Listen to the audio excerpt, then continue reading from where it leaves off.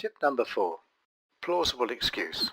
This is a very similar situation to the situation faced in running interference. A learner is offered an option that seems to be against best practice, but it's often taken in real life. That option, though, won't be taken by the learner because the learner is suspicious of it.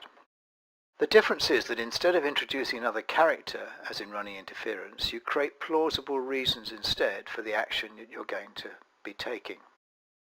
And you need to persuade the learner that the action is reasonable in the circumstances, even if that action, whilst common, is actually wrong.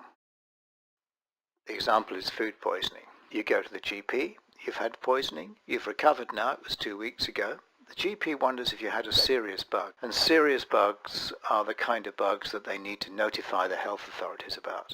Now, we know that GPs may test on about 50% of the occasions when they see a patient with those kind of conditions. But of course, learners in a virtual scenario will always be very correct and will always test.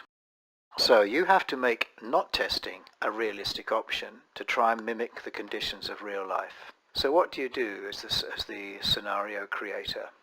Let's look at how we apply this to the example. You are the general practitioner taking Dave's history. You discover he developed diarrhea and pain 2 days after eating in an Indian restaurant. He's starting to feel a little better now. His stools do not contain any obvious blood or mucus. He's not had any unusual food. His work colleagues and partner have not had diarrhea. He denies recent travel. Clinical examination is unremarkable. You consider if you should test for food poisoning. Option 1, arrange tests for food poisoning. Option 2, do not test. Now we know that the learners, whether in collaborative groups or sitting in front of a computer on their own, will always test because they will see it as the correct thing to do. So you now need to try to find a way to make not testing a reasonable option. So you add more text. You consider whether stool testing is really necessary in the context of his occupation. It's not uncommon, and the condition is resolving anyway. Why upset him and waste resources? There have been 1 or 2 incidents of food poisoning, but nothing alarming. It is, after all, just a possible episode of food poisoning and nothing more. Option 1, arrange tests for food poisoning. Option 2, do not test. Now it is more likely that learners will actually choose the do not test option.